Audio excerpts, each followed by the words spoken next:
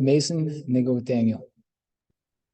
Coach, I kind of asked Tom about this a little bit too, but the defense, particularly at the end of the halves, it's over the last couple of weeks has kind of given up a couple crucial swing drives there for scores. What are you seeing in terms of not being able to finish a half that needs to be rectified going into the last game of the year?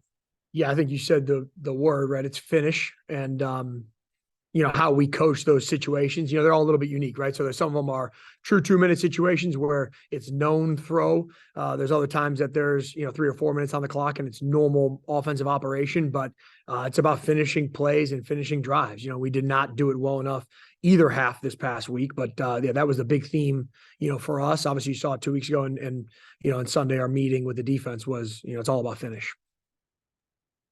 Daniel and Matt.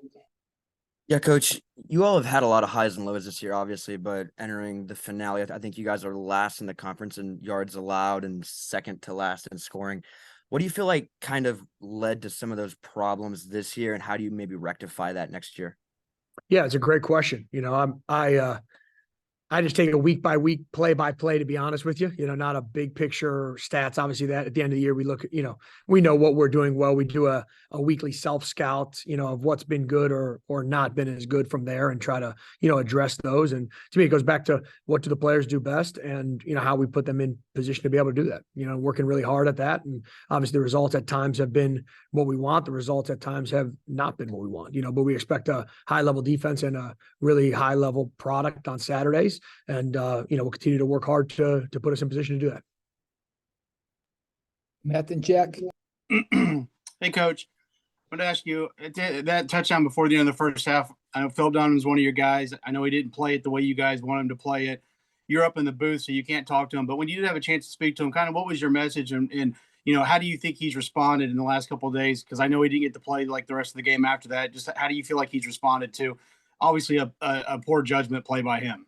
Yeah, anytime, there's plays that are, he's had great plays and play that like that wasn't good enough, from there. And that's no different than any other guy. And I address it head on, with those guys. Obviously at halftime, I've been able to look those guys in the eyes, and be able to, correct and motivate and get it fixed. And I own every one of their mistakes on game days, no matter who it is, right? So I tell them all the time, they own their attitude and effort, and I own any of the errors that happen, so no different, no matter who the guy is from there is, address it head on, be critical but encourage and move on to the next play.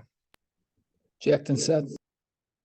Hey, Matt, I'm curious, with this being your first year at Indiana, how you've kind of learned about the history and the importance of this type of rivalry game. Coach Allen has talked about, Mark Thiel giving some speeches. Just curious what that has been like for you.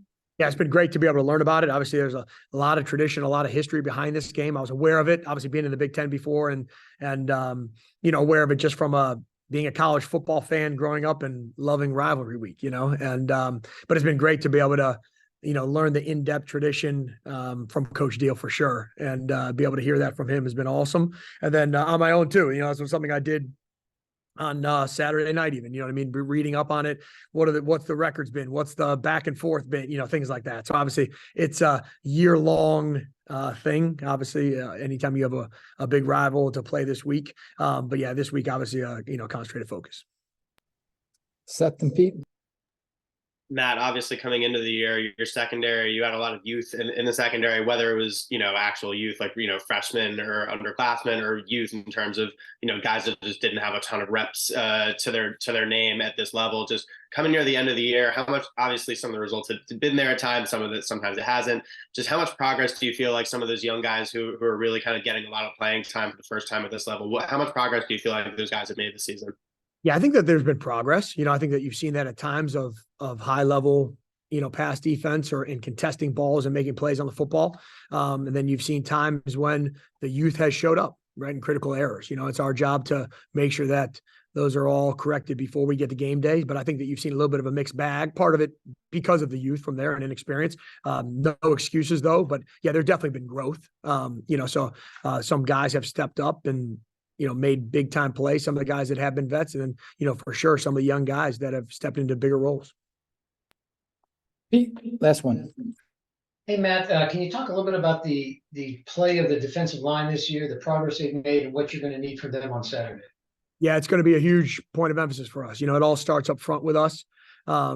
I think that you've seen us, play more physical on the front, be more disruptive on the front. And that has to be how we play, from a run and pass standpoint on Saturday, anytime that you get into big games, but November football in the Big Ten, especially in a rival week, you got to win the line of scrimmage, right? So it's a huge point of emphasis and a challenge for those guys up front. And, it's their job to be able to go establish a mentality and a physicality up front. All right. Thanks, Matt. Thanks, guys.